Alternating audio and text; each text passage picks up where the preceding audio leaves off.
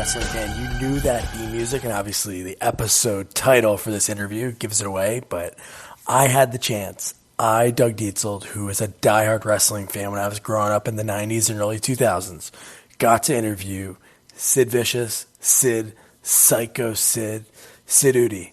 Man, he has some amazing wrestling stories, and we didn't get too in-depth on how he came up. He gave me a little bit here and there. Is anyone spoiled? But he just started a podcast called the Vicious Circle Podcast, and he's basically going in order about his career. And man, that guy has some amazing stories that you're going to want to check out. Check out the episode notes. It's going to have the link to his podcast so you can check it out. So before he powerbombs me, let's start the interview. Yeah, so this is awesome to be able to talk to you. Yeah, this is good, man. I'm trying to get used to this podcast. Anybody I've talked to, the way you get used to it, just keep doing them, you know.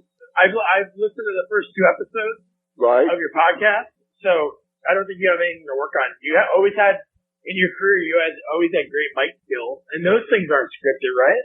Right. You know what you're doing. And then before we even get started and talking about you, let's talk about, so your podcast is called the Vicious Circle. Right. Why did you want to start it?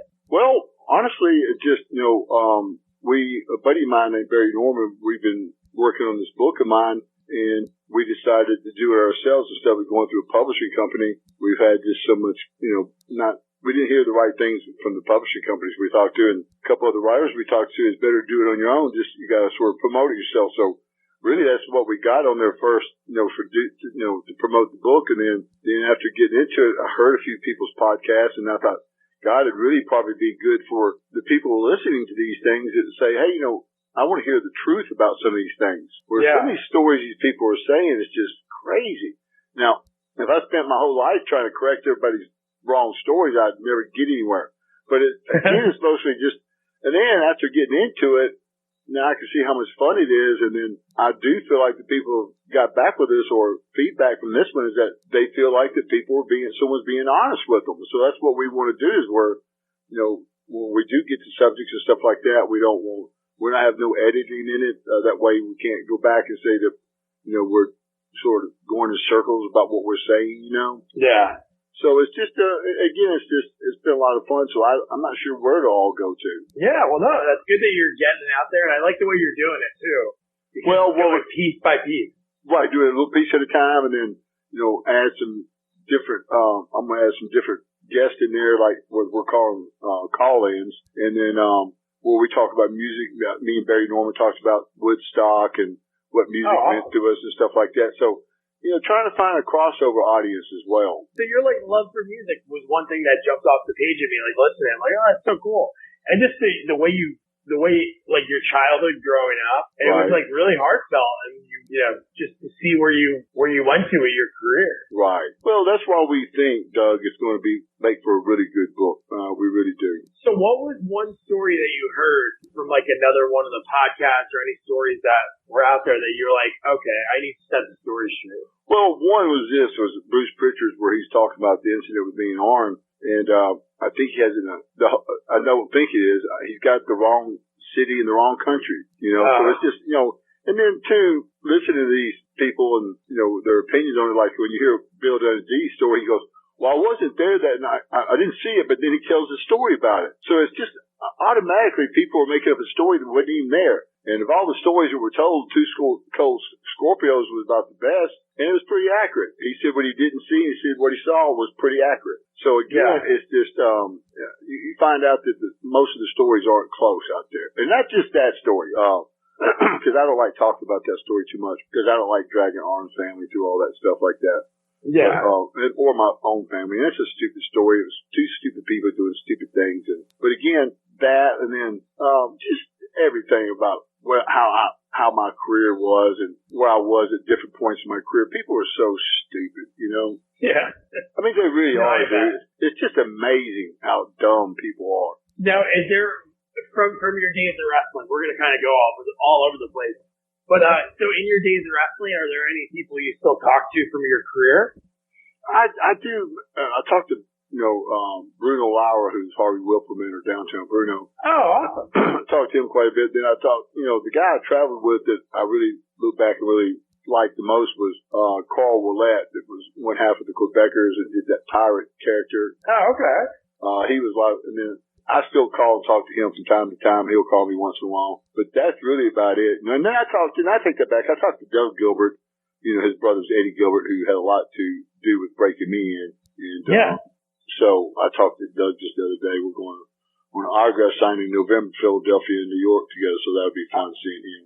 Oh, no way. Really? Maybe I'll check that out. I'm in Jersey, so I'm not that far. Yeah, we're going to do one in, I actually got 2 in November in New York. Oh, that should be pretty cool.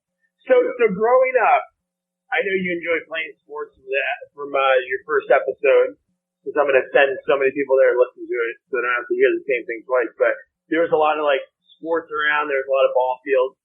The guy said he was driving in. What were some sports that you enjoyed playing growing up? Really, I liked all sports, man. And this is what I tell people too. You struggle. Nothing's fun until you're winning at it, and when you start winning, then it becomes fun. Now, I think one of the first sports I picked up on was baseball. It took me a couple of years, but I got where I was, a full-time starter and could hit the ball, et cetera, et cetera. And then football came after that, and then basketball was the last thing to come around for me. And, but when it came around, it was a lot of fun too. So there's probably nothing I didn't enjoy. Now, I also boxed and I took karate most of my life. So to me, I liked all 5 or 6 sports that I participated in. So when did you become 6'8", right? Are you 6'8" or 6'9"? Yeah, I'm about 6'8". So when did that happen? How old were you that you hit that? Man, honestly, Doug, I can't remember when I, probably. I really don't remember, honestly. No, you're saying here, at 6'8", if you still watch it, you still enjoy watching baseball, right? Yeah, I'm watching it right now. Oh, look at that. So I'm a big Yankee fan from where I grew up, and you rarely see players as big as Aaron Judge, and right. that's you. So I was just wondering, seeing a 6'8" kid in high school hitting would be like something phenomenal to see.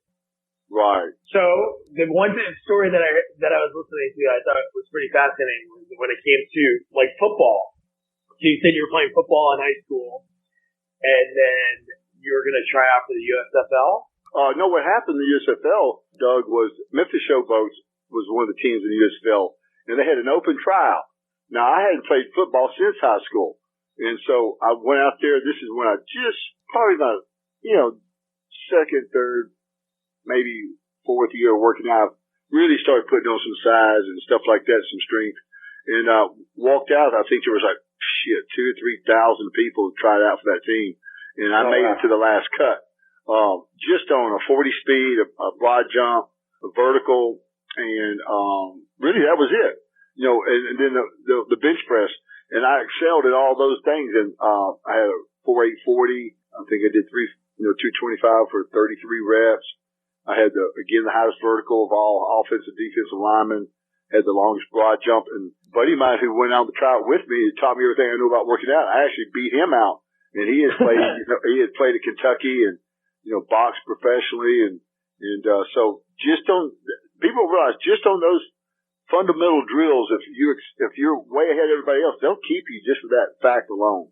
Oh yeah. There's a few NFL players that get drafted just based on that. The Giants, they drafted a guy, Jason Pierre-Paul, and he only played 1 year of college, 2 years of college football. He never played, but he had all those things that they looked for that they felt like they could work with. Right. As a matter of fact, I got picked up at the end of the USFL before the league went under, and I got pulled down to Houston, a team called Houston Gamblers. And I was just working out of the gym in Memphis, and the scout for them came through and asked me if I'd go out and run a 40. I ran a 40 in the rain out there on the track in tennis shoes, and then they brought me into their trial, and then the coach brought me in and talked to me. He said, "Man," he goes, "if it wasn't, we know that this league is going under." They said if we didn't think it was going under, we would keep you, just to keep you on the practice team, and then you would probably become a starter. Because again, I had everything it took. I was 325. Again, the 4.840, highest vertical, longest broad jump, and then I had good explosion, What position were you trying out for? Well, I was hoping for a defense, but with the Memphis Showboats, they brought me in and pretty much just gave me all offensive lineman assignments. Yeah, that stinks that league did fold, but because that would have been a cool opportunity. But I think things obviously worked out for you when you think about it. So was this right around the time that you ran into like Macho Man? Right. This was the exact same time. Oh, no way.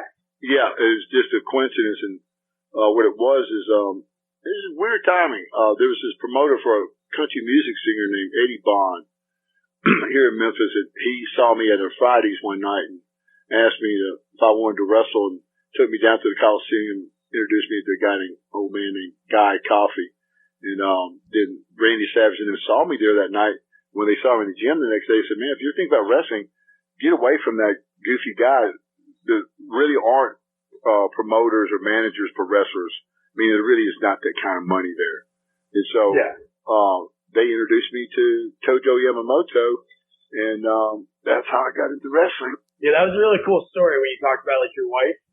How I don't know if you were already married and just you traveling to do the training. Right. Well, that was again, I tell people that is it for me to be successful or not successful as I think I was or was not. To have that opportunity, I had a great support system where all I had to worry about, it wasn't worry about just doing the little things, but I didn't have to worry about anything but doing the things I had to do to be the best in the wrestling business. And my wife and family made that possible for me. Yeah, it's important to have a support system, especially when you're doing something that's so new to you. And I know you watch wrestling a few times on TV. Now, right. Do you remember your first match? I remember, let's see. I remember my first matches, like, for instance, like in Malden, Missouri, where we'd go down there and just do stupid stuff. My first real match that I considered was, I got pulled in as a Lord Humongous character with Jerry Lawler, and from my understanding, somebody just didn't show up, and so they put me into the spot, and I got to be main event with Jerry Lawler, Austin Idol, and Nick Bockwinkel. Oh my God! So that was a pretty good, cool way to start off. You know what I mean? Yeah. So with that character, you were in a mask, right? Yeah. How was that, like, doing all your training? Obviously, you're not wearing a mask, and you're doing all your training and getting ready to step into the ring. Did that, like, make it even harder to do it for the first time? You know, the thing was I was so nervous and so scared. I think it wouldn't have mattered if I had 5 masks on. You know? I'm like, kid, I remember going out to the ring that night, and Austin Idol saying, "Hey, flex." And I couldn't get my muscles to flex. I'm not kidding, man. It was that nerve-wracking. I bet. Do you remember how many people like were in the crowd? I'm sure it was a bunch. Especially Jerry Lawler's. Yeah, it was so. Now I'll tell you my first match. This is a better way of another best match. My first match was actually I stood in one night for someone. They called me in my house. I was going through the wrestling school, and they had not smartened me up yet. They hadn't told me the business was a work and things like that. So they called and said, Tojo called and said, "You want to come to the Coliseum tonight?" And I was eating supper. I went, "Yeah." So I got over there, and they pulled me. I was standing out by the back door, and they said, "Okay, we're going to have you sit in the corner with the fabulous ones tonight. And Jonathan Boyd's going to be sitting in the corner with the sheep herders. And your job tonight is, if he gets out of his chair, is you put him back in it." Now, I don't know if you remember, Jonathan Boyd and the sheep herders were scary-looking people. Yeah. And I was like, "Come on, now tell me the rest of the stuff. This is fake, and don't worry about it." Well, they never said anything to me. And I stood out there for seemed like 10 hours. And they'd come back out and they go, "You know your part?" I'd go, "Yeah." "Okay. You sit in the corner, and if he gets out of his chair, you go over and put him back in his chair." And I went, "Yeah," and that would be it. So I was like, "Oh, shit," and then the guys kept coming out and looking at me, like, probably laughing, thinking, he don't know what he's doing and stuff like that, And so we got out there and did the match, and they had never said a word to me. And when he went to stand up, I stood up, and then he'd sit back down. And I thought, wow, he's scared of me, Oh, man. So that was really my first introduction to wrestling. Yeah. So when did how far in did you know, like, that there was a work and there was, like, so many other things involved in it? Well, this is the thing is they really never did smart me up after I got out of wrestling school. And then, when I got that chance to be Lord Humongous, they just put me in there and told me what to do. That's amazing. It really was. Well, people don't realize that you don't get smartened up even for your first match. You know, that's how much of a secret they used to keep the wrestling business, you know. You know, which I think is better. And that's one thing I want to ask you. I was going to ask you later, but I think this is perfect. So back then when you were wrestling, you obviously the good guys, the bad guys, you had all these different characters in these feuds. And it was like you believed in it. But nowadays with like social media and like K-Fab's broken. Do you think that hurts the business and maybe that's why it's not as popular as it was? No, I think it does. No. I think when you say, for instance, when I would walk to my car at nighttime, somebody would say, you know, Sid, the wrestling business is fake. And I'd go, yeah, you're right. And then right after that, they'd go, no, I remember one time in New Jersey, it was real. I said, no, it was fake. And then they'll argue with you because they want to believe it's real. Oh, yeah. Now, I don't think you go out of your way to make them, you know, tell them it's fake. And, you know, like, for instance, when you hear, like, the business in a bad spot, you know, it'll come out of the WWE that there are no such thing as baby faces and heels or blah, blah, blah. And the reason I'm saying that because no one's getting over is either one. Yeah. So, you know, so they say that, but there always has to be a good guy and a bad guy. There's got to be, you know, those simple, basic theories to the business. It still has to be there. And I'll give you an example where everything looks really good. All their matches are perfect. They got them all scripted out. It's been a couple of years ago. I was watching one night where, you know, used to if somebody missed a spot in the match, people would go, you fucked up, you fucked up. Oh, well, yeah. I'd rather see that once in a while and not see it at all. Well, I saw them create a spot in the match where it looked like they messed up, but they didn't. And it looked so bad that people didn't pick up on it. So they knew that it was a spot that was put in there to make it look like that, but they didn't buy it. And I don't remember many people picking up on that, you know. But again, it's just they want for it to be good again. Now, this introduction of the new wrestling company, it might stir things up a little bit to where it brings interest to the business again, and they'll show, from my understanding, they're going to go like it was before, to let the guys do what they want to, you know? Yeah. We'll see. It might just be where maybe that demographic of wrestling fan that's looking for that kind of wrestling, they might just say, no matter how bad it might look, that's what they're wanting, and maybe Vince and them will be forced to go back to letting these guys have a little more say-so. My understanding is, as silly as it sounds to me, that was the whole thing about Cody Rhodes is that he didn't want to do the Stardust character and didn't want to do more things. Is that, you know, first of all, I saw him in Stardust. He was really good at that. But I also saw him as himself, and he looked really good at that too. And I think if someone wanted that bad to do something, I think we should give them a chance to do it. And this is the reason why. For the most part, Cody wasn't put in a position where I saw in the business, where I saw him on TV when he was there to say be John Cena, right? He wasn't going to be your main guy. So it's not going to hurt let him try something else, you know what I mean? And especially if he had a chance. It looks like it was working by the fans' responses to him showing up to these shows and getting behind him saying, yeah, we did support you on that. So again, it wouldn't have hurt Vince to let him done that, and then who knows, it might have grew into something else. But what happens is, Doug, when the business is bad like it is, Vince doesn't want to give in to things like that. And there's a long history of things that's happened before that proves that Vince does react like that. So again, I think they do need it. I do think they need to have a little more breathing room. And I said this before, and answer this question is like this. You know, Doug, if you were wrestling and I'm wrestling, you know, you just started, they tell you and me to line up and for us to take off running. But, you know, they want us to stop in the same spot.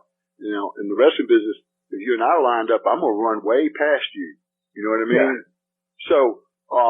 So you're asking me to stop when Doug stops. So that doesn't do me any good. Does that make sense? Oh, no, it does. Totally. So that's what I'm saying. That's what they're doing. They're lining everyone up and go, we want you to stop right there, all of you. Well, that doesn't work, you know. That doesn't make it, that's not good for the business. Yeah. No, have you watched any of the AEW yet? No, well, there's nothing on TV yet, and I'm not going to order the pay-per-view. I did see something, it must have been commercial, or it wasn't, but part of it, wherever it was. But it had Chris Jericho on there, and it's the first thing I saw on it, and it didn't look good. Yeah, the camera work in that part of it doesn't look as good. But they had one free pay-per-view that I watched, and it was on like Bleacher Report. TNT owns that, and the quality of the matches, the people that they have there are really good wrestlers.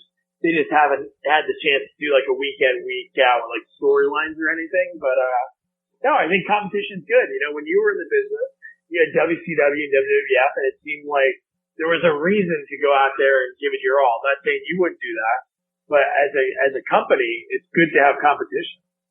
Well, I think, Doug, it's better for the boys to have competition than for the company. Meaning that's what I mean. If the competition up there, that means other things opening up. And this will spark too, Doug. It'll spark the smaller territories or the smaller independent territories where you'll see an influx, and this is the right time of year to start it too, and this is the winter. So it should have a real good carry on, you know. Now, again, what you were saying when you saw that, you said the production of it. See, that's what I'm afraid of, Doug, is that when they start putting their stuff on TV, it's going to expose them for what they are or what they are not. No, you're right. You know what I mean? And when I hear people change the channel. You said something earlier about them, and I've heard other people, and the way people phrase it almost sounds like they're same words and same verbiage that people used to describe TNA when they took off. Yeah. You know, and when you hear the same thing, that is also a bad sign to me. You know? No, that's true. Now, I think this company has got a million things more going for it than TNA or ECW and stuff like this. So I think this company's got the best chance of doing something. Yeah. Well, that's good. So let's talk about your first time. Like, when you got approached to be in WCW, what was that like? Man, that was like a dream come true, dude. It was just Eddie Gilbert had called. Me and my wife, we didn't have a phone at the time, and somehow he got the phone number at my father-in-law's car lot. And I came up that day, and he said, man, Eddie Gilbert's calling. And I called him. He said, what about a trial for WCW? I said, God, yeah, man. So that was, it was dream come true. How long were you wrestling before that? About a year and a half. So then you do that, and right away you were put into a tag team? Right. It was put together with a guy named Danny Spivey. We were called the Skyscrapers. That's awesome. Yeah, and WCW had such great tag teams that time, too. The Steiner Brothers, the Road Warriors. Well, shoot, they had, a lot of, Terry Gordy and Steve Williams. There's Stan Hansen and Vader who tagged some, me and Vader who tagged some, me and Stan Hansen who tagged some. So they had, Sting and Lex tagged some. So they had some really good tag matches, tag teams. Yeah, they had a lot of, that era of wrestling, there was a lot of good wrestlers. No, it was. Up and down, like every match was great. No, it was. That was a good time to be in the business. I don't think it's ever been that good since. Yeah, no, I agree. Even as a fan, like, it's not the same. Like, I used to love watching Monday Night Raw and then flipping back and forth in between commercials to Nitro. Right. It was like such a fun time to be like a fan of it. So is that the first time that you met, I don't know if you met him, because obviously when you got hurt, and then Mark Calloway, Undertaker, he took over in the Skyscrapers? Right. Is it the first time that you met him? No, I had met Mark. I was in Memphis. He was in Memphis. I was doing the Lord Humongous character. I just came back from Japan. And then that's when I got my break with WCW, and then I didn't see him till he got to WCW, and that's after I came back from my surgery. And we actually rode together some. And this is for some reason, Danny was gone at that point. I don't know why. So then you come back, and then you had a stint in the Four Horsemen. Right. Was that the first time that your character was kind of like? It seemed like that's when that's like not when you came into your own, but you had kind of like a more of a, cause you hail from wherever you damn well please. Well, this is the thing. At that point, I'd come back from my surgery. I was recovering from it and starting to get back on my feet good. And then really what's happening, Ole Anderson was the booker. He involved me in a lot of things. And, the Four Horsemen thing was one of two things. One, sort of get me over by association, then also get the Four Horsemen back over a little bit because they had become stale with a new face like me. Someone who was up and coming and gave them sort of a shot in the arm as well. So, and then too, that was when I was coming into my own. Not that I wasn't before that, but I'd gone through that horrible lung surgery. And again, just really coming back from it. And then everything started falling in place. What would you say, not an exact time, but was it like when you were at WCW or when you left for WWF? Like, when did you fall in love with the business? Like what you were doing day in, day out? Probably fell in love with it when I was having the most fun. That's when I worked for Continental, and that was for Lord Humongous, working as Lord Humongous. Oh, the thing about it then, that's to me too, Doug. I've told people this that I had never watched wrestling, didn't know anything about wrestling, just got into it for the money, and so it was to me it was a business, and that meant getting up early, working out, doing all the right things to propel myself forward in the business. Because it was a tough business to make it in, So again, I looked at it like that, and I think that's what kept me going as strong as I did, because I wasn't looking at it as a fan situation. No, that's true. So you have a different perspective on it. One thing I wrote down that goes back to kind of like with the K-Fab we were talking about before. So say if this was like today, and I watched one of your matches when you like beat the crap out of Mark Marrow when he was like a jobber. And it was like a quick, like one of those 4-minute, 5-minute matches and you just squashed them. Like if I went on social media after watching that match and you took a photo of him, like if you and him took a photo together, it would just kind of like ruin it. And that's what happens nowadays. That's one thing I wanted to mention to you before. So what made you leave for WWF? Did they scout you out and Vince loves big wrestlers and you were the biggest and the baddest at that time? What it was is I had a chance, they were redoing my contract and gave me a chance to call and talk to Vince. And I called him one day and he got on the phone and flew me in the same day and, asked me why I wanted out of the business, and I told him, he offered it to me, and then I took a chance and went there. What was it like the inner workings of WCW versus like WWF? Was it a total difference the way like the operations went? Oh yeah, it was totally night and day. Where WWF it was a wrestling company and WCW was a television company. So the pressure was there. Everything was magnified. It was just it was a machine. You had to run next to that machine or you would get run over by the machine. Yeah. So what was your first big match that you remember in WWF? Obviously you went against Hogan. There was the Royal Rumble. But what was your biggest match like when you first started? Because it feels like you were thrown right into it. Well, I was. And that's the thing about it was that I didn't have a chance to remember anything. I was thrown into it. I started off taking the Warriors place, and that was, again, just, to me, even though it was a more successful wrestling company, it wasn't professional run like WCW, where you knew you worked for a big company, a big corporate company. Working with WWF, it was like working, for a carnival. Oh, really?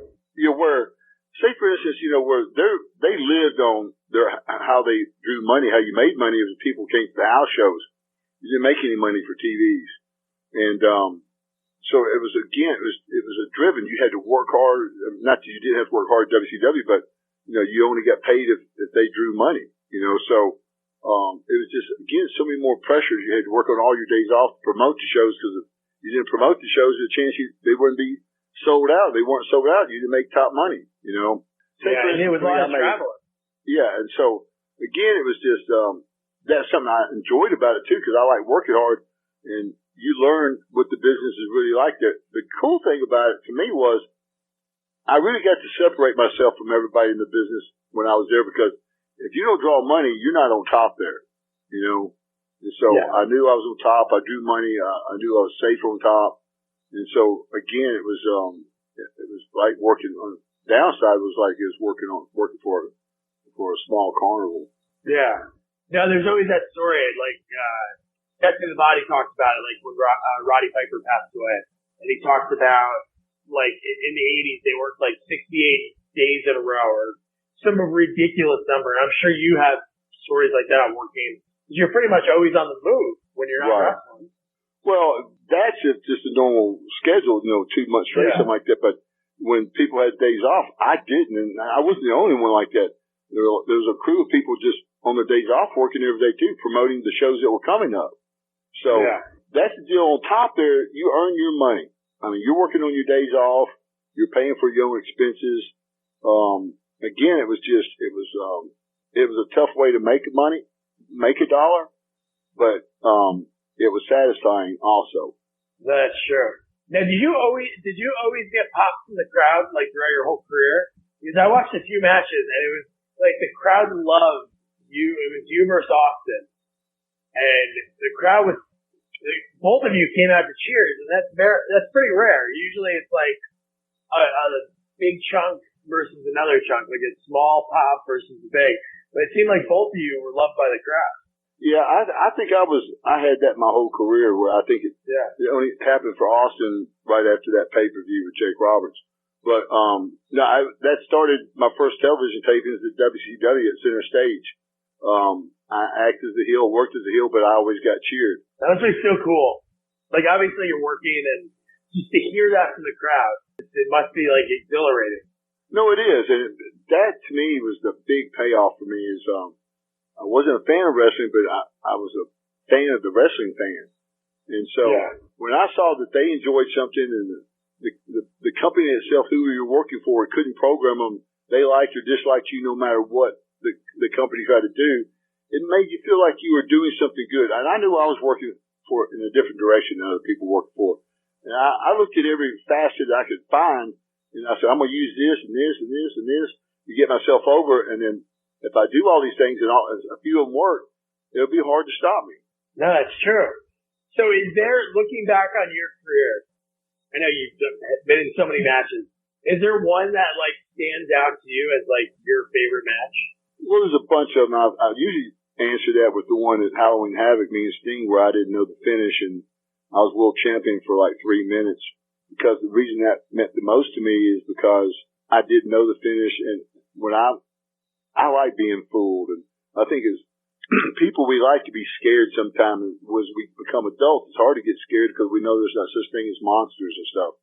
So to be fooled or be a part of something no one knew about, that was fun to me. And then I guess, winning the world title from Sean at Madison Square Garden would be right up there with the same feeling. Yeah. A buddy of mine, that loves you, and I told him I was going to talk to you. He was 12 years old at that pay-per-view, and I rewatched that earlier today, and man, you looked so happy, the way you were like high-fiving the crowd. You even hugged a guy that was like hanging over. Especially the win there, like Madison Square Garden has such great history. That must have been and the crowd went, just think about it. This is how much people loved you in your career. And this is why I enjoyed you so much growing up. You hit, Jose, what was that? Lothario? Yeah. You hit him, and you hit Sean, and you win the match, like using the camera. And the crowd pops as soon as you win. The crowd went absolutely ballistic. Right. Well, too, that meant a lot to me too, Doug, because everything I had been through at that point in my life in the wrestling business, I'd worked myself, which I've talked about, I won't go into. I'd been on the whipping post there because I'd left and had to come back on my knees a little bit and was, on that whipping post. And to work myself off of there by myself, and how I did it is going to be in the book as well. But to me, that's why I think, I know for as my run in the business was totally different than everyone else's. One, because I was on top pretty much my whole career. And the other is how I did it. and I really did it my way. I didn't kiss anybody's ass. I did things, I didn't push anybody around, but I didn't kiss anyone's ass, and I did it all through hard work. That's it. I can't wait for the book. Any idea, like, when is there a target date that you have that you want to get that out there? Well, no, the guy helped me write is named Barry Norman, and the guy helps me produce Vicious Circle, Rob Bellamy. Oh. They're going to be here the first weekend in November, and we're going to all go through some things and ride around and see. The main thing about my book, too, is that because I wasn't a wrestling fan, I want to say how I got to wrestling and how I got to me from a child, and some of the things I did to, even as a kid, I did things different because I outworked everyone. I had a different way of looking at things, and I think those kind of stories are going to explain who I am and the type of family I came from, which I'm really proud of my family, and I think that's going to be a big part of the book as well. Yeah, and I'll make sure 1,000,000 times check out Vicious Circle podcast. I'll have the link to it in the notes of the episode. But here's one thing that's pretty fun. So you won Survivor Series 96, and then you guys would always come back to MSG a lot. Now it seems like it's not as much. Like whenever I see like ads come up, like go see WWF at the Garden or WWE, they call now. And I saw you, it was a Saturday matinee at the Garden. It was January of 97. And it was like, I guess, the lead up to WrestleMania 13. I think that makes sense, right? Yeah, 97. And it was you and Taker. And it was the last match of the night. You guys were the main event. And Vader came out to attack Undertaker. And then I remember just the end of the show, me and my buddy Tom just going nuts because it was you and Taker like going back and forth just beating up Vader. Right. I don't remember that so much. I do remember, we do an afternoon show once in a while at the Gardens. But I don't remember that particular match. I do remember working with Taker at a couple of those afternoon shows, though. Yeah, what's funny back in the day is that, the only time, like, there were so many wrestling magazines, the internet wasn't big then, so it was very rare for titles to change when it wasn't on TV. And at that house show, Savio Vega, like, turned on Ahmed Johnson and joined the Nation of Domination. But I always remember that when it happened, me and my buddy were like, "Oh my God, this stuff like this never happens." But it was really cool because I talked to my buddy on the phone. I was like, "We saw Sid live. I know we did." So I looked it up, and that was that. But so just a few more questions, and thanks so much for taking the time. Yeah. Who was somebody looking back on your career when you found out, like, hey, you're wrestling Undertaker, you're wrestling Shawn, that you knew that you guys could steal the show? Was there one wrestler that stands out to you? Well, there's a bunch of them, but the one, and I have to say this, I won't go into it, but the one that really helped me get off the whipping post too is when I worked with either Bigelow or Vader. And Shawn too, but it was always nice to know I was working with Shawn, but especially Bigelow was this. One thing about Bigelow was different than all of them. I could take myself out of the position of worried about calling the match. Bigelow was maybe one of the best people at that. So why Bigelow would be my number one person on that list would be because of that reason that it really was a night off. All I had to do is participate and listen. Yeah, he's from he was born in New Jersey. And he won. He was a wrestler. He won the state championship in New Jersey. Well, I'm gonna tell you something, man. He was one of those guys that were one of those people where he could work. It don't matter from, say, Georgia to New York, California to overseas. When you go into that many different areas, you're dealing with different people geographically in different spots, and they react differently. He knew what to do every night. And I remember there was only one time that I can remember that, and what it was like a 6-man or 8-man tag. It was a television match. I can't remember who was all in it. But it was the only time that I saw him come up short in the match where he didn't get the people, and it wasn't his fault. It was a television taping. Wasn't many people there, and that they had been, wrung out from all the matches. And it was just the 6-man or 8-man is always a hard match to, keep a tempo going. But I remember him taking the blame for it, saying, man, because Bill Watts was in the dressing room, was in WWF, and he said, man, I'll take the blame for this. I should have done this. And, but again, it'd probably be Bigelow, who I enjoyed. I knew that we were going to have the best match of the night, and I knew I didn't have to think much about it. Yeah, him, and it's great that you said those two guys, because those guys are, like, bigger guys, like, size-wise. Like, you were tall, but in phenomenal shape. Those guys were in good shape, too, because you have to be a wrestler. But, man, Vader was another guy that he moved around so well. And like you said, Bam Bam, how great was it? Like, just that he went against, like, NFL players, like LT. Well, WrestleMania 10, that was crazy. Well, he's the only one could have done that, Doug. Oh, and that'd be main event at WrestleMania with a football player in just a real one-on-one match. And the thing about that to me was so cool for him was the business was down like then, worse than it's ever, maybe not as bad as it is now, but it was really down. But for him to come through that, he really was carrying the flag for the WWF.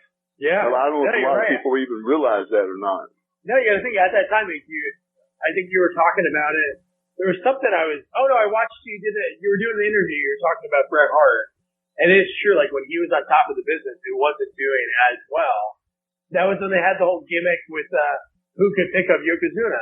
And it was like him and Lex Luger, or Lex Luger was the one that could pick up Yokozuna. I forgot how, it was a really weird storyline that they had back then, but, I think I came in and Sycho said just right after that, if I'm not mistaken.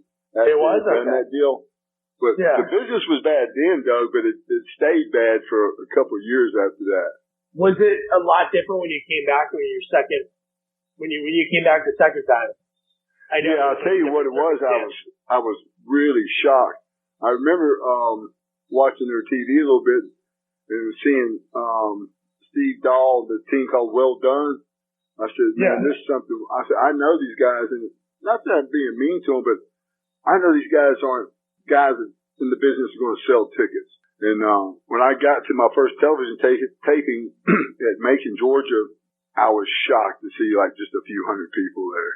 Oh man! You know, did you ever get to wrestle? I'm sure there was wrestling events, right? Like how? I don't know if they ever had any big pay-per-views, but were you able to wrestle like close to home, like with WWF? Sometimes, not too often. Yeah, that must have been pretty cool. I'm sure some local people that you grew up with came out and saw you. Yeah. I tell you what was strange when I was in the WWF first time at Sid Justice and at WrestleMania, the owner of the Continental Territory named David Woods, when I was Lord Humongous, I was at the hotel in Indianapolis and I looked in the lobby there and David Woods was standing there. I said, what are you doing here? He goes, I come to watch your match. Oh, wow. Yeah, so that was pretty cool. Boss showed up to watch my main event. Yeah. There's just so many different things I want to ask you, but I don't want to spoil it for all the stuff you're going to have on your podcast. But how about this? So like when you first come into WWF, we'll go back a little bit, and you're going against Hulk Hogan. So what was that like? Because he was obviously at the top. I know he was getting ready to leave at that time or retire. But what was that like going against a guy that was kind of like, he was carrying the flag for so long, and then obviously it was going down at that point. But. Well, I was brought in for that very reason, Doug, to take over his spot, you know. So that's why I said, if I told Vince he asked me what I wanted, I said, I want Hogan's spot, you know. So I never felt bad about asking for that. Yeah. The thing is, and he knows this, and everyone knows this, you get in that position in business, and, eventually, that spot just runs out. Oh, yeah. Even the best can't have the run forever. No. And he had run his run. I think back in those days, the runs were a little shorter, I don't know how long it was, but, and that's the reason that, when he was getting booed and stuff, it wasn't I was any better than him. It was just that he had run his course, like when we did that Royal Rumble, the people booed him. And every time we were in the same building, they booed him, so. It really amounted to that, like today, just no one can stay on top forever. Yeah. And I think people are over, the gimmick of real American, eat your vitamins, and they wanted something new. And that was like the tide definitely changed. Well, around that. this is what I was hearing, Doug, is that You can't go out and say, eat your vitamins and say your prayers when, the whole company's under investigation for steroids. I mean, that's true, yeah. Yeah. So that makes a little sense too, right? Yeah, yeah. Meaning this is you don't force someone down someone's throat and say, you're going to believe this and only this and this is why. Because then finally people go, no, this is why I'm not going to believe in it. Yeah. Did you ever have a chance to work with or against Macho Man? Well, Macho Man? When I came back into WCW, my last run there before I broke my leg was I got to be a part of Team Madness for just a little bit. Oh, that's awesome. This is a cool thing. I mean, for me, that's just sort of stupid. So everybody's going to go, that's sort of stupid. But this is one of the cool things about working with like Randy Savage. One, me and Savage has broken the business sort of. He's broken earlier than me, but we still had the same philosophy, the old style, the old ways of the business, and things worked. And when you got the green light, you took it. You didn't let no one take advantage of you. Yeah. Well, we're working a match with Dean Malenko and Perry Saturn, I think it was. This is when I was running up my total for wins. And Dean comes to me and says, he goes, man, you mind if I give you a drop toe hold? He goes, I do a really good drop toe hold. I said, no, Dean, we can't do that tonight. What we're going to do is this. When I come in the ring, I'm going to grab you, power bomb you, and pin you. And whoever the referee, he's just going to start handing up, numbers. Then I'm going to pin you again. I'm going to pin Perry. And I'm going to pin Perry again. I'm going to pin you again. And just ran up a bunch of numbers, we walked away from that. Randy Savage goes, man, he goes, I like that. You don't let someone tell you that you're going to do a drop toe hold to you when you're getting ready to, be the biggest monster in the world. Yeah. And it's like full circle, like you mentioned, like you started with Macho Man and then it was, that was the time, 13 years later almost? Right. So to me, it's a really cool thing to come full circle with him and then him tell me that, like, you know what? I sort of grew up and figured this business out. Yeah, I interviewed Tiny Lister, who was in WWF for like a short run, and he's an actor mostly now. But he told me a good story because I don't know. You ever seen the movie Friday? I don't know. It was like with Ice Cube. And anyway, no. I asked him how he gets into his character, and he said he learned from Macho Man. The way Macho Man would just like turn it up a notch. Right. Like out of nowhere, like you kind of did something like that with your promos. Like when you used to cut your promos, you talk very like softly but in an aggressive way, and then you just like kick it up. Well, that's what you do. Is what you're trying to do with your interview, Doug, is tell a story with it. It'd be 30 seconds, 15 seconds, or a minute and a half. So you can, I think at the beginning I did all mine loud and screaming. Then someone brought that to my attention, and I started changing things up. No, they were great, and I think that's different today because nowadays it's so scripted. You can almost tell that people are reading off the script. All right, so this has been awesome. My last question for you, for Sycho Sid Vicious, how did you come to choose the Powerbomb?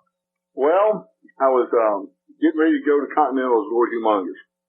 I was working out at this little place downtown Memphis with a guy named Motley. His name was David. And he'd been to Japan, and he said, man, you ought to use this thing called the Powerbomb. He showed it to me. Well, I went down to Continental.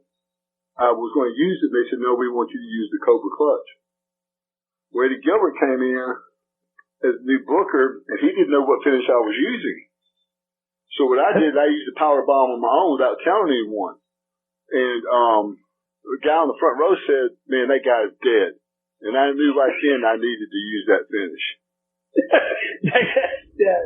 And thank God that you did that. You took that, and you took the lead and did that because that is like they were definitely the ones that you did. Even when you came back in 2012 for I don't know, maybe it was like Raw 20th anniversary, right? And you powerbombed. Trying to think of what guy you powerbombed. Even then, I'm like. Geez, man, this guy's still putting it into it. Right. Well, Doug, I appreciate it, man. I appreciate it, and I'm going to make sure everybody goes to check it out. I have so many buddies that we love watching you growing up, so they're going to go listen to your story. And again, thank you. And I love the way you're doing that podcast because it makes you want to just tune in next week. Because there's so much to you that you don't know. You only know the guy you see on TV for, 15, 20 minutes each episode. With this, like, knowing the way you grew up and the hardships that you went through and, like, where you went and, you're on the top of the world. Watching your reaction at Survivor Series is one of the coolest things. I think so too, Doug. I appreciate it. As we get closer in this book and do different things, we'll come back on yours sometime. Man, how awesome was he? Such amazing stories that he, told me. For 60 minutes, I felt like I was his buddy, and it's really cool. I think he really came across that way in the industry, and that's why fans loved him. As a bad guy, people just went nuts when he won.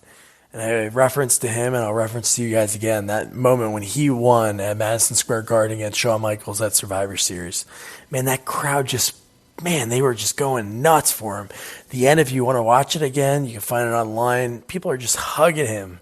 And he is just, you could tell it was a big moment for him. So yeah, check out his podcast, The Vicious Circle. You can find it everywhere, but I'll have the link to the website where the podcast plays. Don't forget to review, rate, and share our podcast. And then this Thursday, we're interviewing Bad Boy Mike Barnes, Sean Kanan, who was the nemesis of Ralph Macchio in Karate Kid 3. Good night.